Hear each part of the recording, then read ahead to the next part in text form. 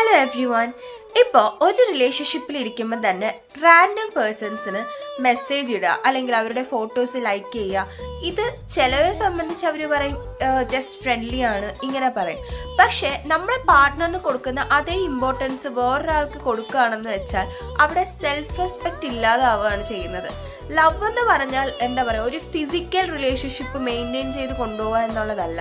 ശരിക്കും അതൊരു മെൻ്റലി നമ്മൾ കമ്മിറ്റ്മെൻ്റ് ആവുക ഒരാളുമായിട്ട് എന്ന് വേണം പറയാൻ. ലവ് എന്ന് പറയുന്ന ഒരു റെസ്പോൺസിബിലിറ്റി നിങ്ങൾക്ക് എടുക്കാൻ പറ്റില്ല എന്നുണ്ടെങ്കിൽ നിങ്ങൾ കമ്മിറ്റഡ് ആവാതിരിക്കുക. നിങ്ങൾ സിംഗിളായിട്ടിരിക്കുന്നതാണ് ബെറ്റർ. നമ്മൾ ഒരാൾക്ക് ആഗ്രഹം കൊടുത്ത് ഒരാളെ ഒരു ലെവൽ വരെ കൊണ്ടെത്തിച്ചിട്ട് അതിൻ്റെ പുറകിൽ കൂടെ നമ്മളവരെ ചീറ്റ് ചെയ്യുക, അല്ലെങ്കിൽ വേറൊരാൾക്ക് മെസ്സേജ് ഇടുക, അവരെ നമ്മുടെ പാർട്ട്ണറിനെ ട്രീറ്റ് ചെയ്യും പോലെ വേറൊരാളെ ട്രീറ്റ് ചെയ്യുക എന്ന് പറഞ്ഞാൽ അത് വളരെ തെറ്റായിട്ടുള്ള ഒരു കാര്യമാണ്.